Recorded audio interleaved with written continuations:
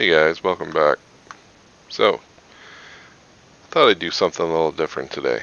I had recorded a video earlier already regarding this topic, but then I found out that my microphone was actually off in the middle, got shut off somehow. I don't know if it was a hard or software failure or what it was, but I'm back and I figured I'll do this again, but I think I'll do it a little different.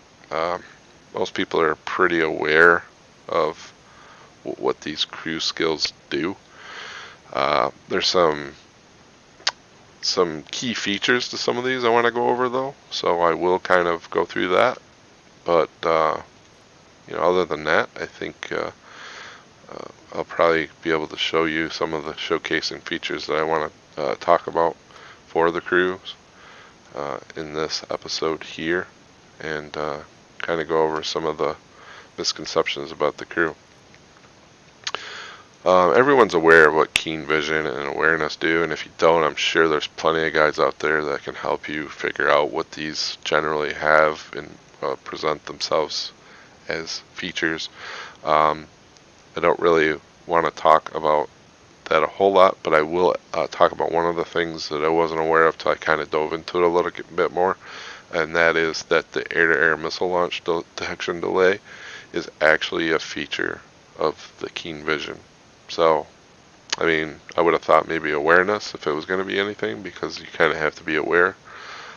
But it looks like that, the top delay that you can get is about half a second of delay. And that is partly why being closer is a little bit better for you to be able to launch missiles, right? If you already have a half second delay, minimum before you're going to detect that launch, then that's a half second that the missile's bearing down on you, and for every tenth of a second that can be a lot. So training these up is going to be helpful in that regard, and that makes the expert and ace qualifications even more important, because you can see you can go from a 5 max to a 10 max skill level if you apply the expert and ace qualifications. So right now I am just on this plane that I have engaged right now, the F2A1. I could upgrade to ace qualification, and I might have actually did that on a different plane. Like here's one, 428-3, when I used to fly a lot of low tier. It was really cheap to qualify. I actually might have got this for free, but you fly a plane enough, you tend to want to expert it, ace it up anyway. And these qualifications definitely help a lot, especially on lower tier planes when you're using this G tolerance and stamina. I mean, you may really want those up high if you're doing a lot of loops and turns.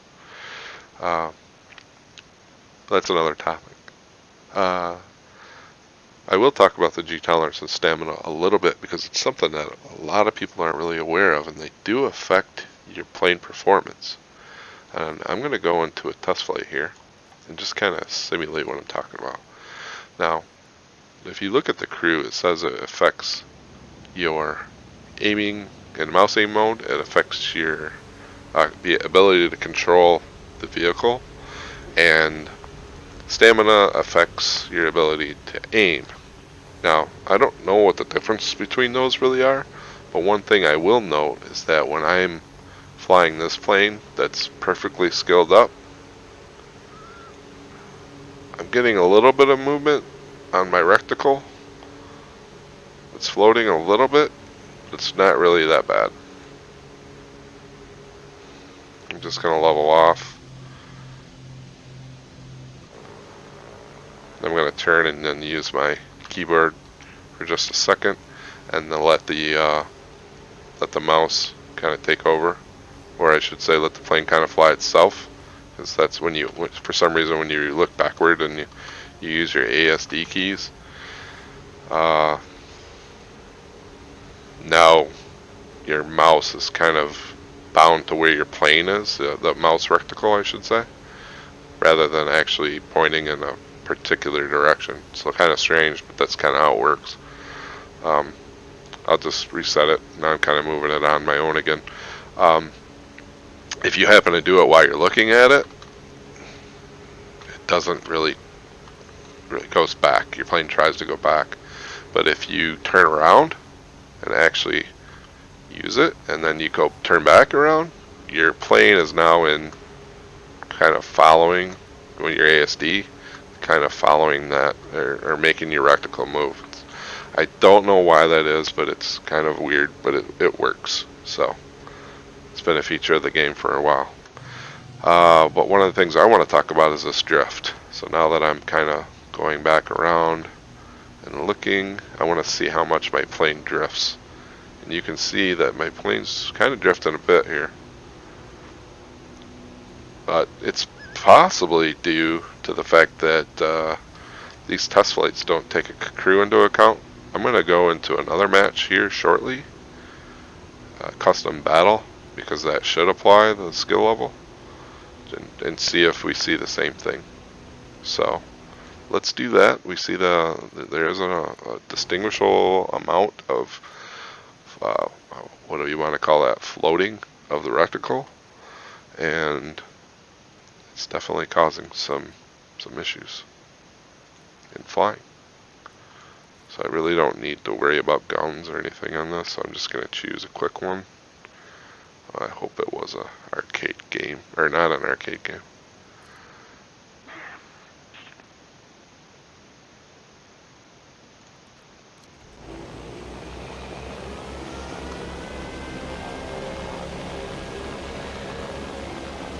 Shouldn't change the behavior though.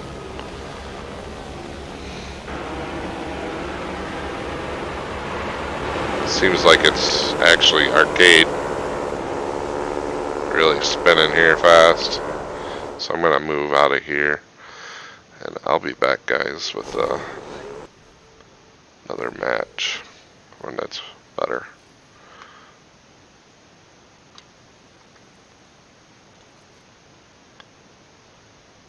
Alright, let's find a realistic battle.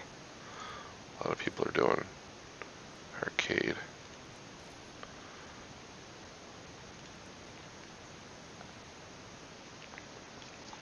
I don't really care if we take off or where we are, as long as we don't die right away. Excuse me. I would say it's beer, but haven't had any yet. Okay, battle. Here we go. I'm going to do the same thing we did before. I'm going to look around. I'm going to move my plane around a little bit. And now I'm going to look at my reticle. And it does float, but it's kind of subtle.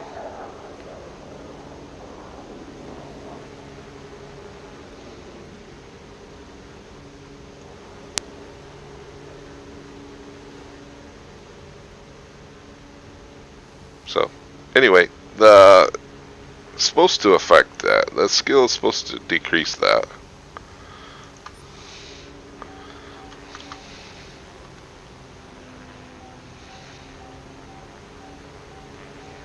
If I were here, I might as well shoot somebody.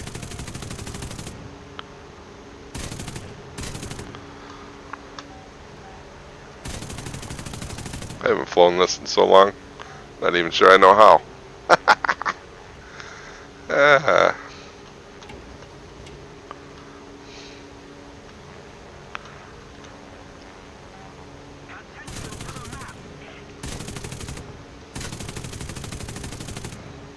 Actually got a hit now.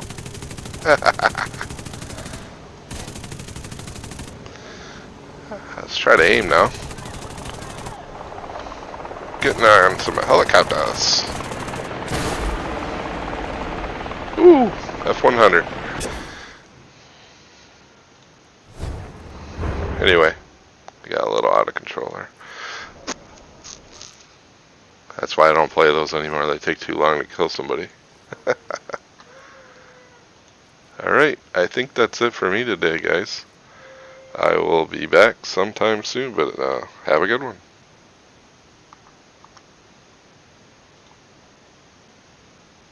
Alright guys, so I'm kind of back. I want to keep talking about the crew skill for the reticle that affects the reticle.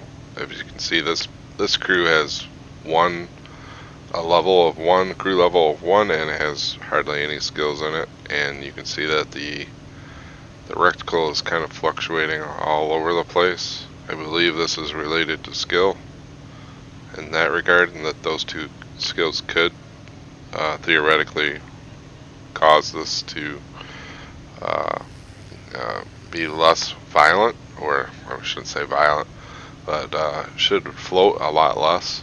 And we can kind of take a look at that. You can see how that plane kind of just really moves up and down. I know it is a biplane too, so maybe that's part of it, but I would imagine that this is mostly related to these skills. So that's it for that one. I'm going to pull out the Buffalo again. I mean, it'd be helpful if I could actually use the same plane, but I really don't have one that I could showcase there. And I don't know if this is really going to be affected by that, so I should probably try to make a custom battle. I'm just going to make one this time, so I don't have to worry about other people.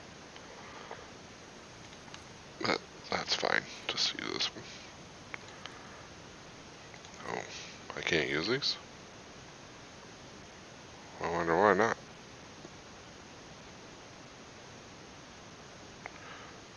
Did I do something here? Create a session.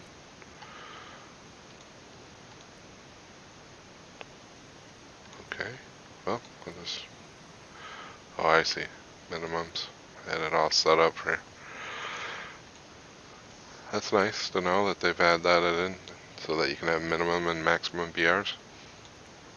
Was not aware of that. See? Learned something new today. And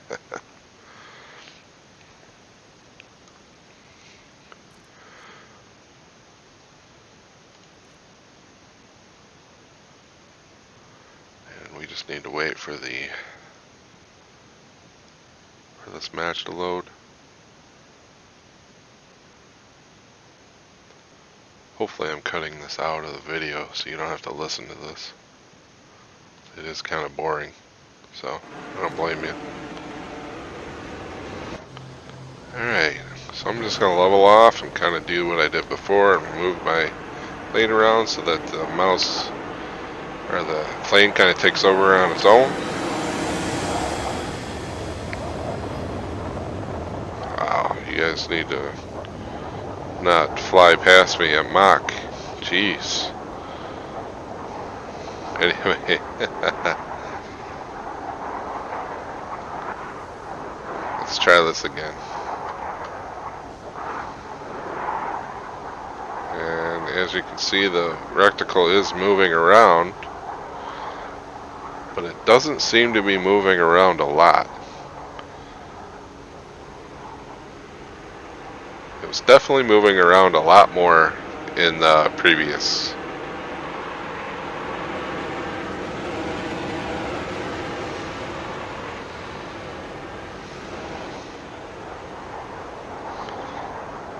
I guess remind me to mute the sound on this one so that we can kind of look at the visuals instead of listening to the planes. But I think this is good enough analysis for at least me to say that it does affect the plane on some level. Just may not be significant, but every little bit adds up. Alright, thanks for watching. We'll see you next time.